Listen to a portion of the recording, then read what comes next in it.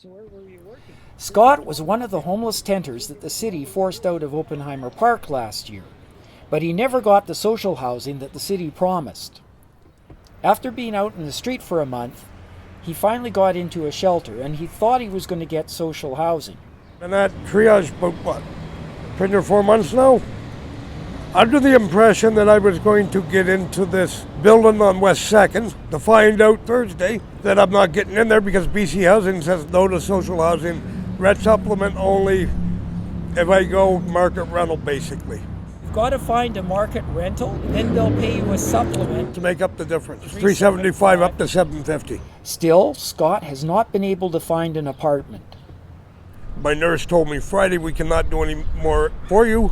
Your leg is right back to what it was to when we started, and it was almost healed. Life in the shelters was taking its toll on Scott, so he decided to camp out for a couple of nights in Crab Park. How many are you? So you like it better? Oh, peace, tranquility. Yeah. Unfortunately, the police found him at about 3 a.m. The next night, he tried another location. How much sleep did you get last night? About 3 hours, I guess. And how much sleep do you get usually in the shelter? About that, if I'm lucky. But did you find the sleeping outside more or less restful? It was more restful. I was more rejuvenated. Why was that? The peace and tranquility. Not hearing the fight and the wrangling all night. Scott slept into the afternoon the next day.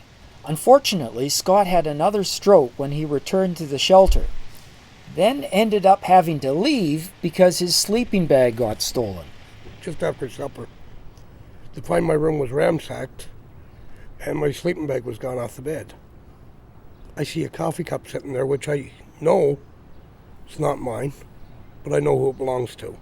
I went down and I talked to the manager and I told the manager straight up that I wanted to lay him out, that I found out who was going in my room and stealing my shit.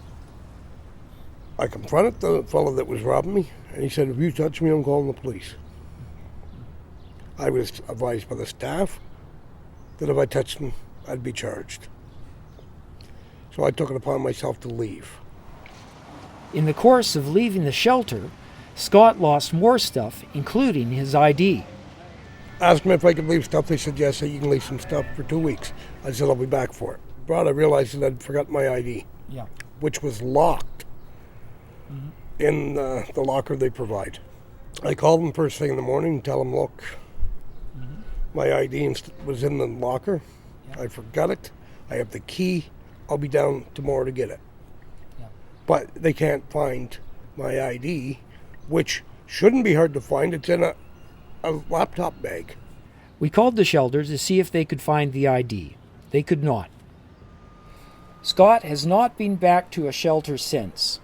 Occasionally he's able to couch surf, but usually he sleeps outside. There is some good news. His legs are a little better, and he does not need his chair anymore. I wonder how many other people are sleeping on the street like Scott. Perhaps the latest homeless count will give us some answers.